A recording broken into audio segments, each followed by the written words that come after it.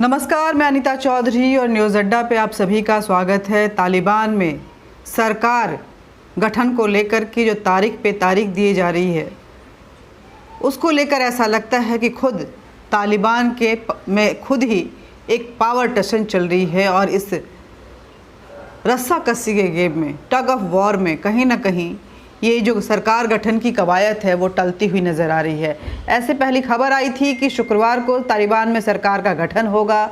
उसके बाद तारीख शनिवार की बताई गई, जो कि 9/11 की तारीख है, जब अमेरिका पे अलकायदा ने हमला किया था, लेकिन रूस ने इसमें पार्टिसिपेट होने से मना कर दिया।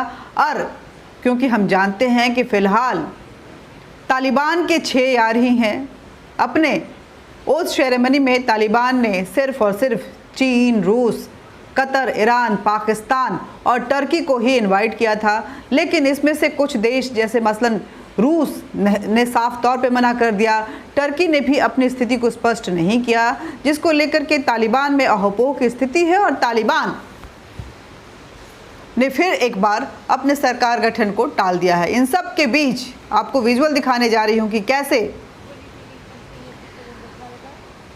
पाकिस्तान के जो ISI चीफ हैं फ़हीम फैज़ साहब, वो वहाँ पहुँच चुके हैं और ये पूरे विश्व को बहुत आश्चर्यचकित कर रहा है कि पूरे लाओ लश्कर के साथ पाकिस्तान के ISI चीफ और कई जानी मानी हस्तियाँ वहाँ पहुँच चुकी हैं स्वेरिंग सेरेमनी में भाग लेने के लिए, ओथ सेरेमनी में भाग लेने के लिए, तालिबान के सरकार गठन में पार्टिसिपेट करने के लिए। इधर पाकिस्तान के विदेश मंत्री शाह महमूद कुरैशी बार बार पूरे विश्व से अपील कर रहे हैं, खासकर वेस्टर्न कंट्रीज से, कि आप तालिबान को एक्सेप्टेंस दीजिए वरना 9/11 जैसे हमले हो सकते हैं। अब वो गुजारिश कर रहे हैं या धमकी दे रहे हैं, ये तो अमेरिका और नाटो कंट्रीज़ को ही समझना चाहिए कि अलकायदा चीफ, जिसको कि ओसामा बिन लादेन के नाम से जाना जाता था, जो 9/11 के हमले का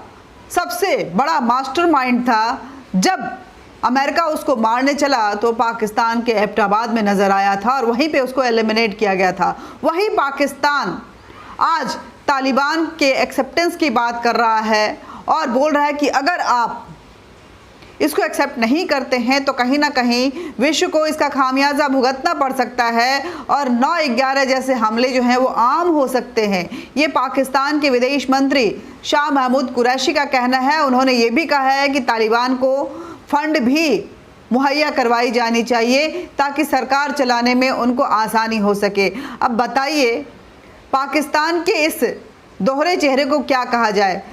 लेकिन इन सब से पहले तालिबान किस तरह से बर्बर होता जा रहा है, तालिबान का असली चेहरा किस तरह से सामने आते जा रहा है, आपको बताते हैं। तालिबान पहले ये साफ कर चुका है कि औरतों का किसी भी फ्रंट लाइनर, चाहे वो मंत्रिमंडल हो, चाहे क्रिकेट खेलना हो, वहाँ पे उनकी कोई ज़रूरत नहीं है। वो सिर्फ बच्चा पैदा करने की मशीन है और यही करे तो ज़्यादा बेहतर है। तालिबान महिला क्रिकेट को भी सिरे से बंद कर दिया गया है। साथ ही मंत्रिमंडल में कोई भी महिला को जगह नहीं दी गई है। जो महिला मंत्रिमंडल था भी उसको समाप्त कर दिया गया है और तालिबान ने एक स्टेटमेंट, बकाया बयान जारी करते हुए कहा है कि महिलाएं बच्चा पैदा करें, वो सिर्फ इसके लिए ही बनी हैं।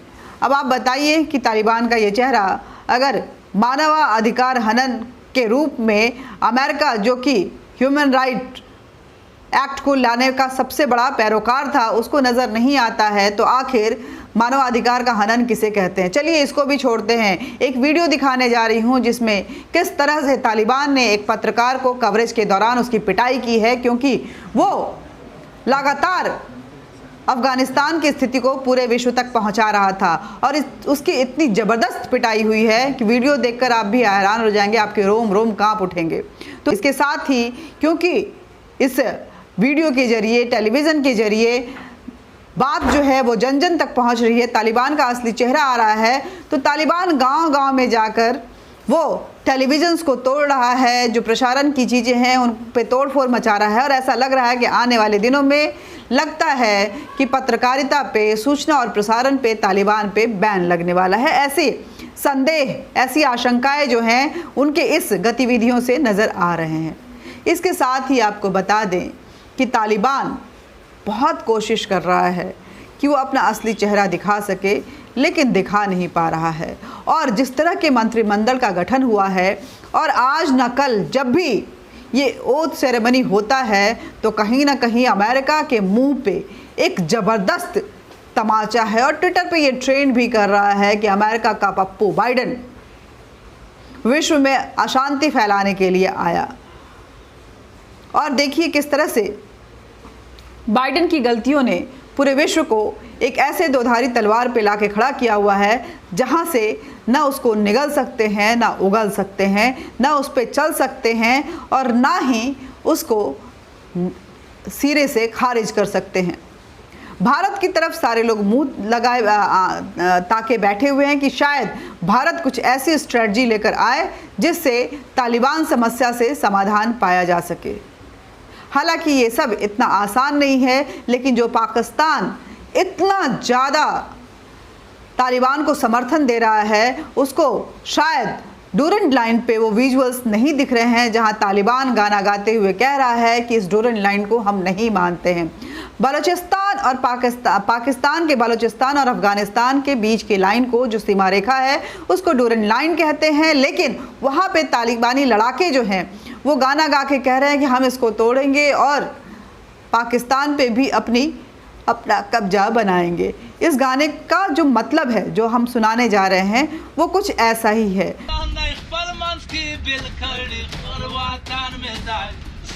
टैंक के साथ, तालिबानी झंडे के साथ खड़े ये तालिबानी आतंकी डूरंड लाइन हटाकर पश्तून लैंड पर कब्जा करने की बात कर रहे हैं।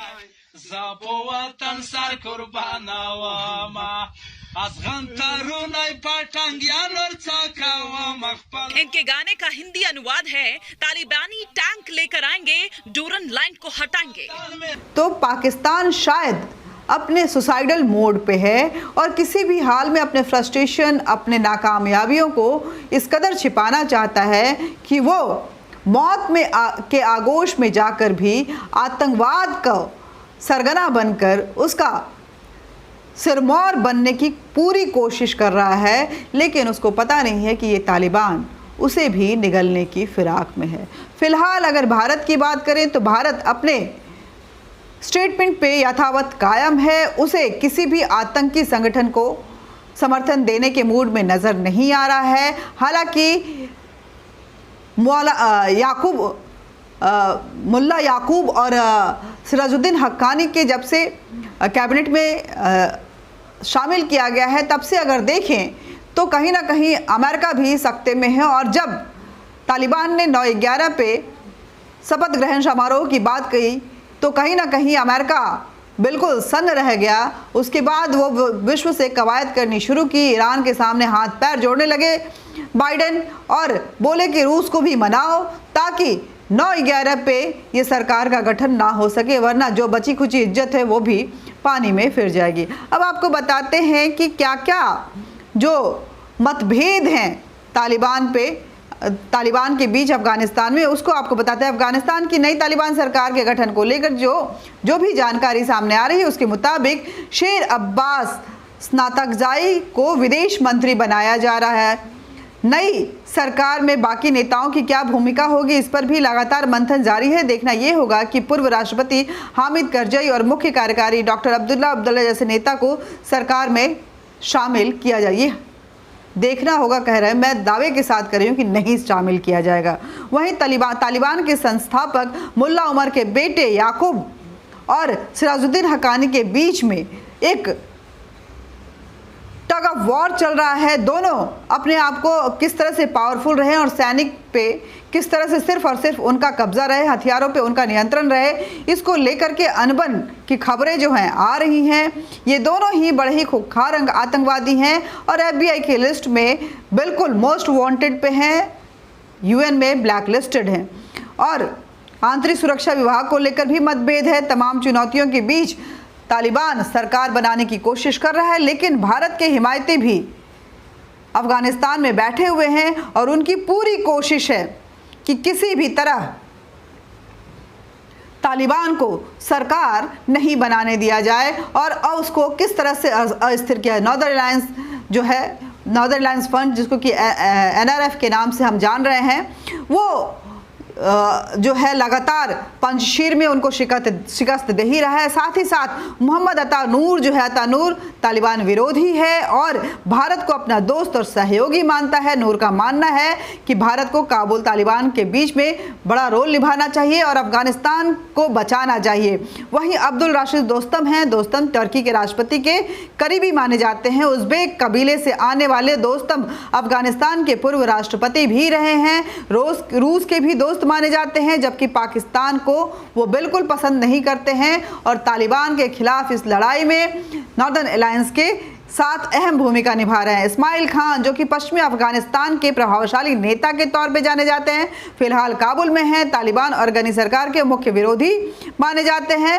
भारत के साथ इनके बेहद अच्छे संबंध हैं और वो भारत को लगातार अपना समर्थन दे रहे हैं। अब्दुल राब सैफ जो है तालिबान के खिलाफ पंजशीर की जंग में नॉर्दर्न अलायंस के साथ हैं, पाकिस्तान के बेहद करीबी हैं, लेकिन भारत के साथ भी उतने ही करीब हैं और भारत को फिलहाल अपना समर्थन दे रहे हैं। नाम गुल आगा शेरजई अफगानिस्तान के नांगरहार के पूर्व गवर्नर रहे हैं, अब तालिबान की सरकार में जगह चाहते हैं। अगर इनको जगह नहीं मिलती है तो पूर्वी अफगानिस्तान में तालिबान की सरकार का ये जबरदस्त विरोध करने वाले हैं।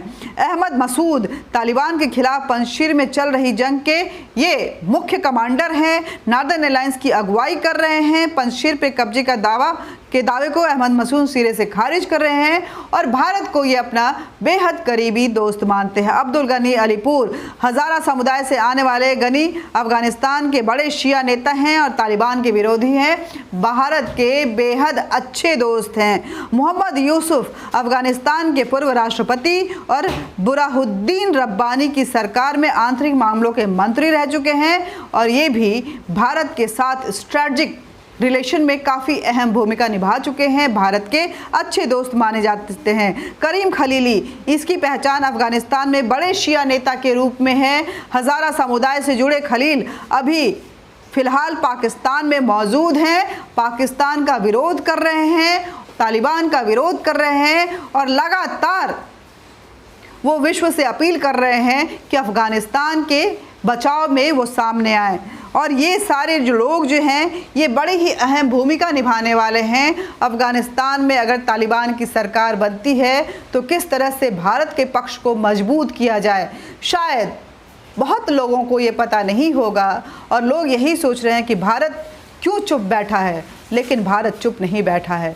भारत लगातार विश्व शक्तियों से बात कर रहा है, जिसका असर रूस के इनकार पे देखा जा सकता है। ईरान भी, उनके कई जो कैबिनेट में लोग हैं, उनके मंत्रिमंडल में लोग हैं, वो विरोध कर रहे हैं तालिबान का, इसको भी देखा जा सकता है।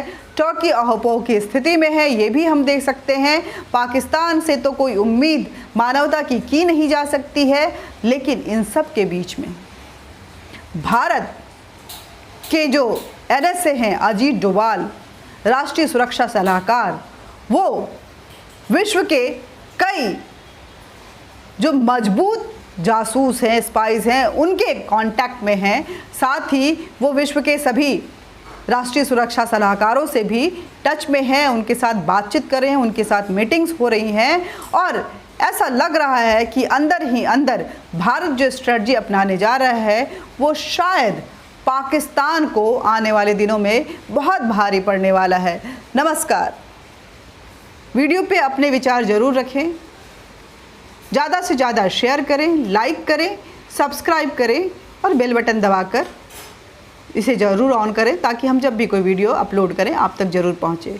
जय भारत, जय हिंद।